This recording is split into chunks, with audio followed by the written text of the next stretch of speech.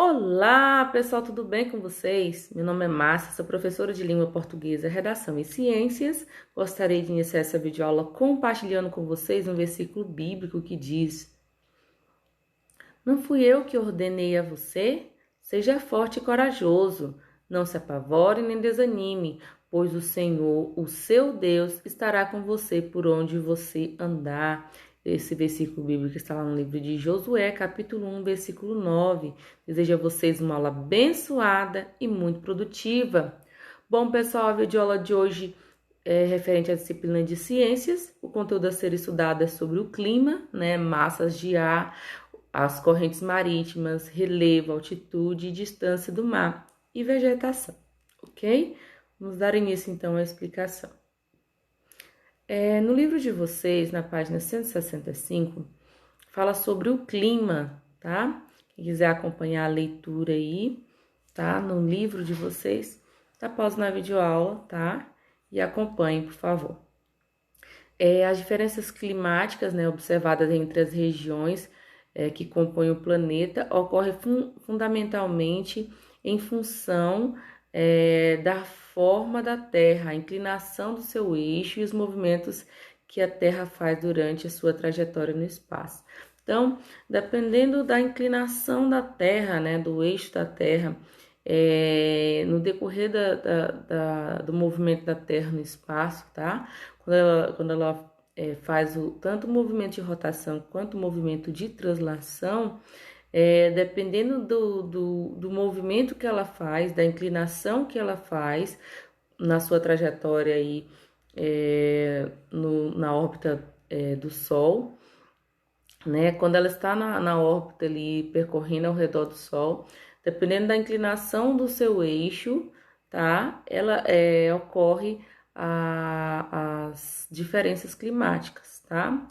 O clima pode ser mais frio, mais quente, né? Pode ocorrer chuvas, pode nevar, né, em determinados lugares.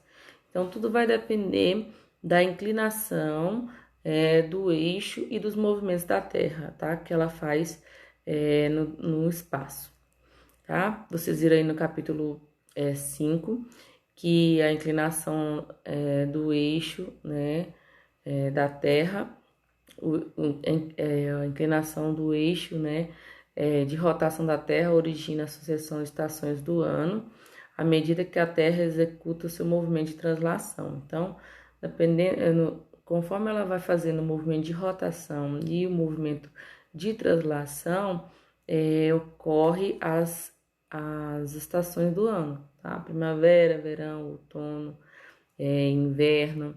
Então, essas estações do ano, elas vão surgirem, elas vão ocorrendo conforme os movimentos de rotação e translação da Terra, tá?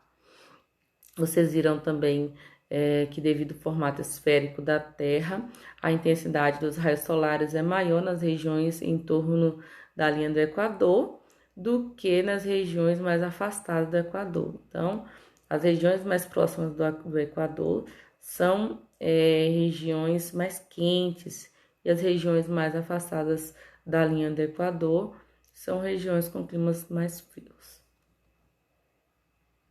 Continuando aqui, observem aí, tá?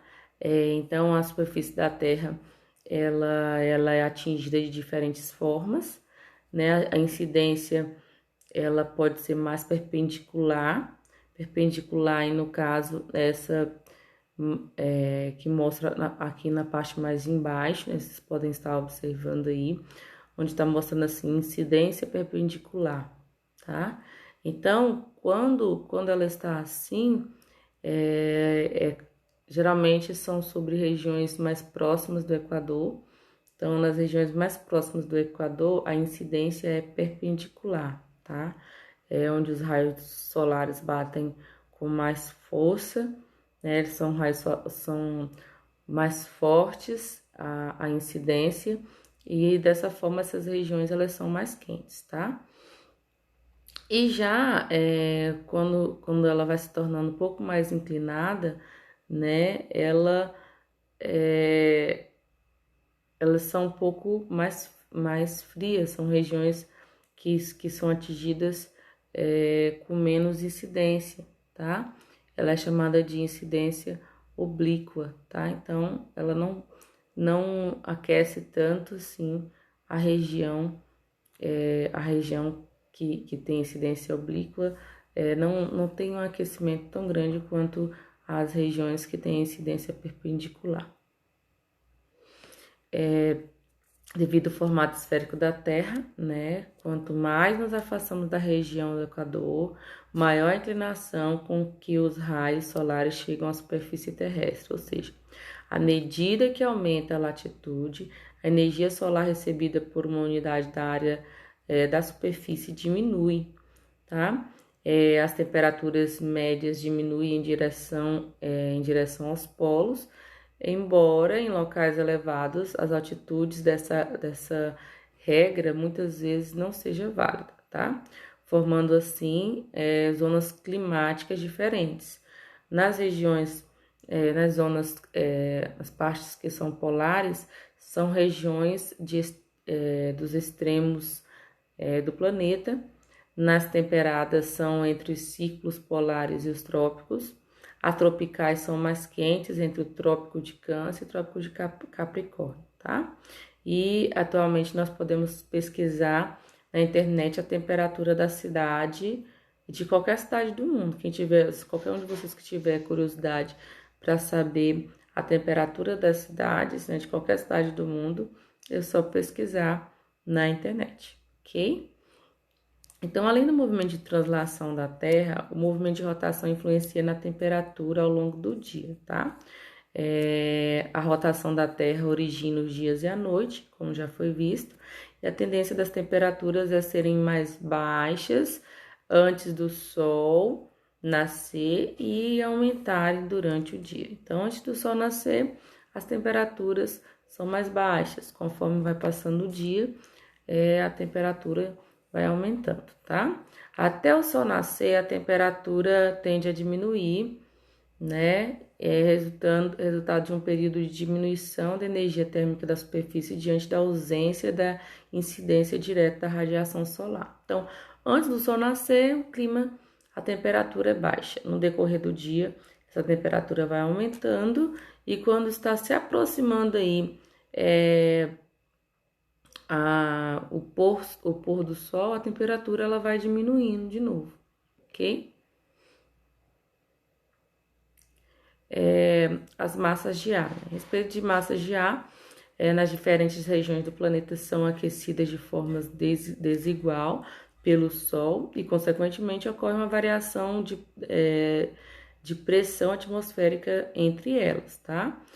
Nas regiões de maior aquecimento, o ar se torna mais rarefeito, menos denso e mais leve, exercendo menor pressão atmosférica. Nas regiões mais frias, o ar mais denso e mais pesado origina maiores pressões atmosféricas, tá? Essas diferenças de aquecimento de pressão entre duas regiões provocam ocorrência de ventos, tá? Já que o ar se move de regiões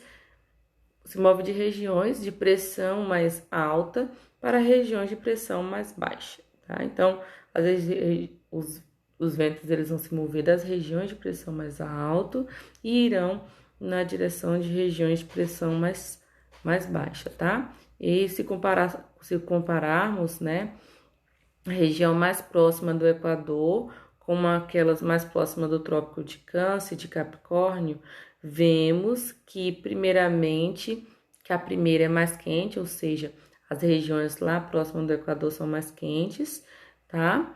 E as demais são mais frias, são regiões mais frias, tá? Os ventos, eles sopram da região de maior pressão para aos trópicos das regiões de menor pressão, ok? Esse movimento do ar atmosférico que depende das diferentes temperaturas e de pressão entre zonas climáticas, tá? É responsável pela circulação atmosférica global. Então, nós estamos vendo aí, né, o movimento do ar, né, do ar mais quente, da temperatura quente, da temperatura fria.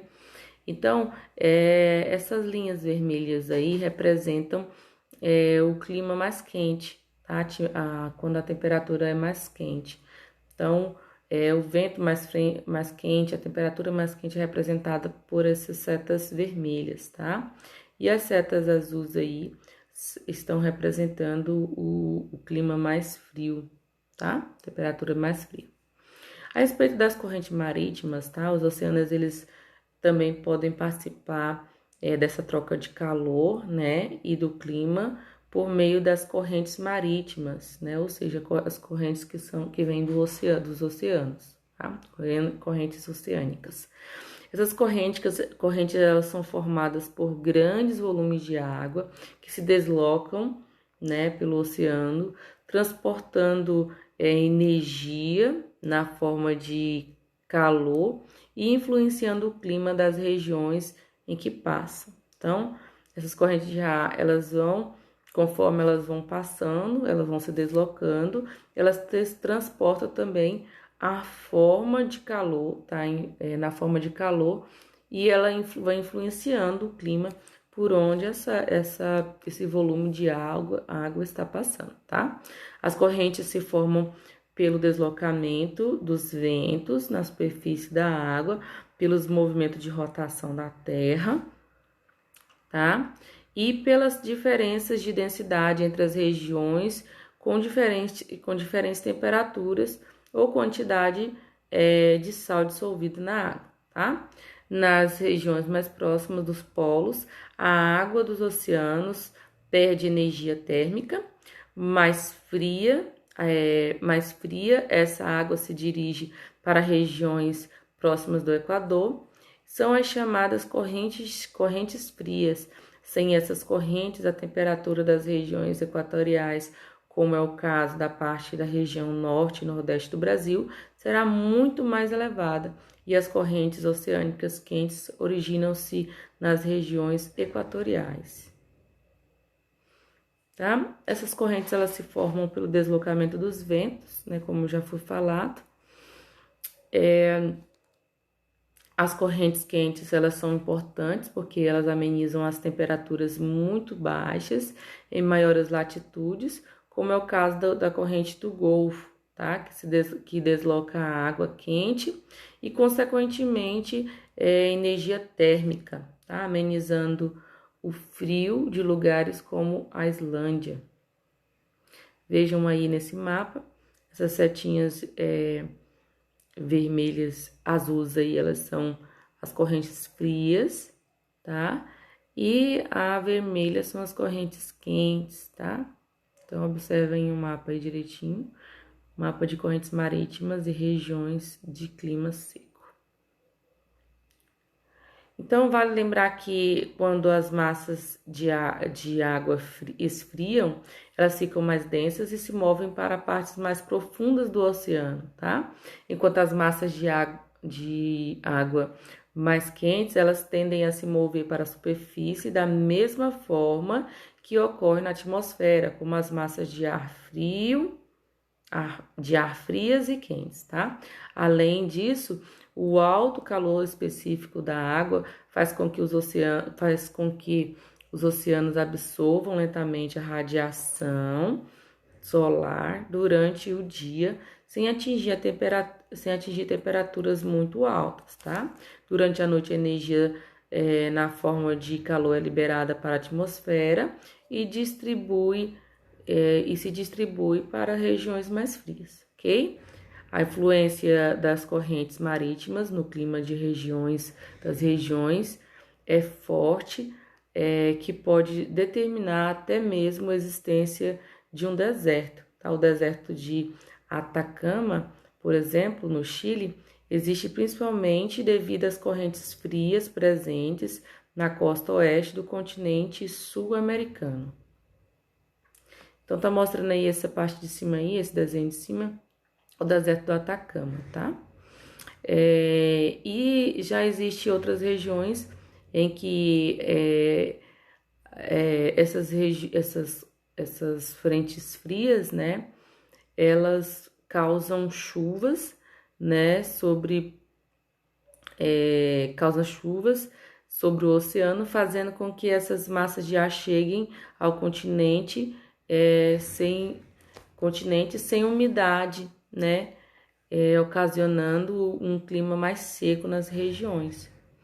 E outras regiões causam chuva e no que às vezes aumentam, né, o volume de água, né, das chuvas em determinadas regiões, tá? Quanto ao relevo, altitude e distância, além dessa latitude, o clima da região também varia em função da altitude, tá? Quanto maior a altitude, menor a temperatura média do ar.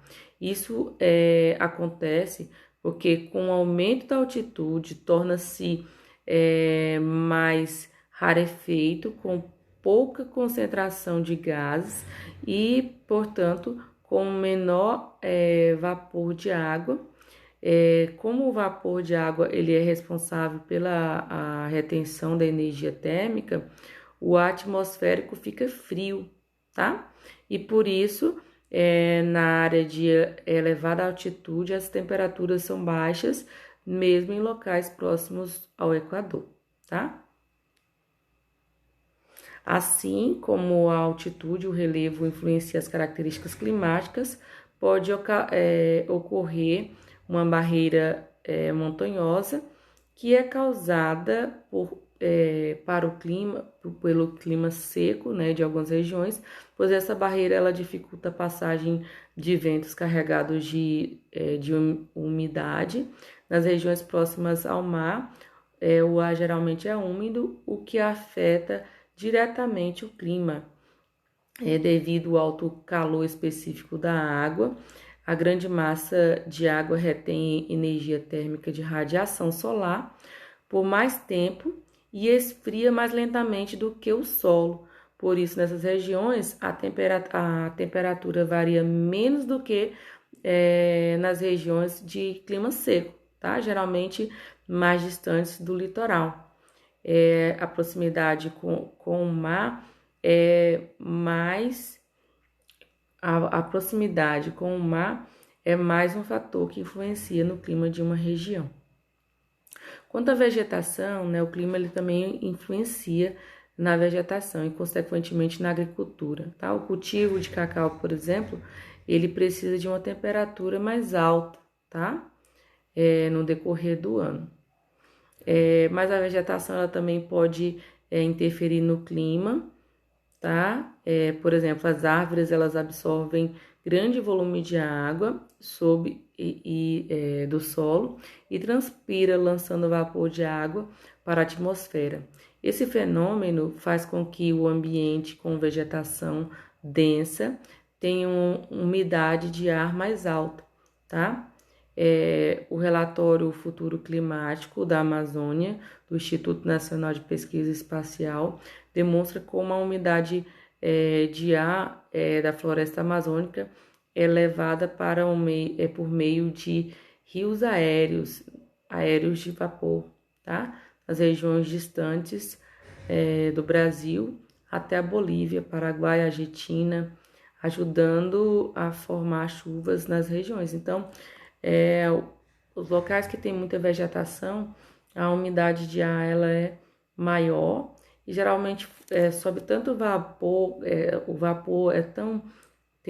ele tem uma quantidade maior de umidade, né? A umidade é bastante grande e forma tipo um rio aéreo de vapor, que esse rio de vapor ele é transportado, né, para regiões mais distantes do Brasil, tá? Como Bolívia, Paraguai, Argentina. As plantas também elas absorvem a energia térmica da região. Em regiões de floresta, a radiação solar não incide diretamente sobre o solo, tá? Porque as florestas, as árvores, elas protegem o solo. E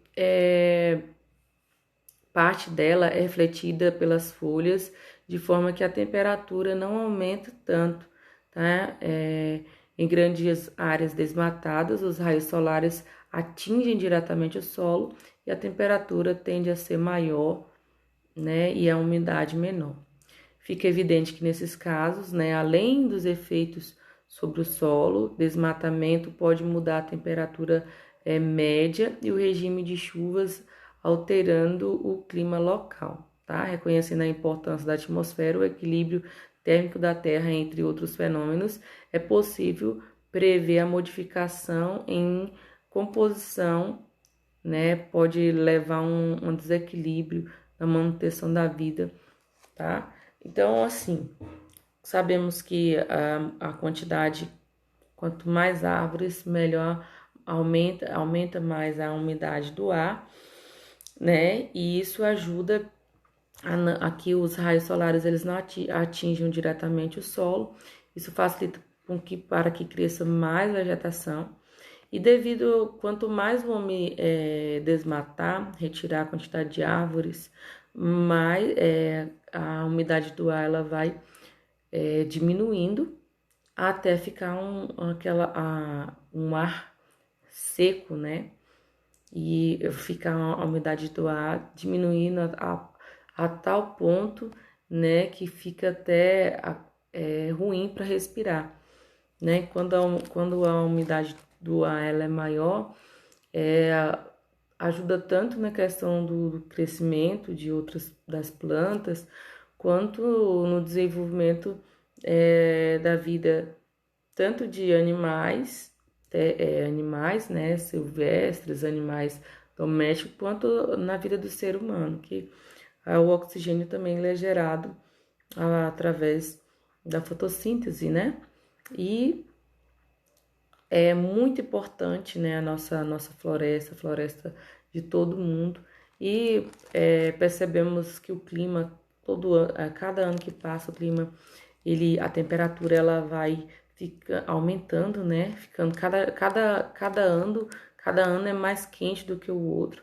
Tudo isso devido às queimadas, ao desmatamento. Então, estão destruindo as nossas árvores, a nossa floresta, e automaticamente isso atinge primeiramente os animais silvestres, né? E com o tempo ele já está atingindo também o ser humano, né? Às vezes você não suporta, as pessoas não suportam o calor, mas esse calor é consequência de atitudes negativas do ser humano, ok?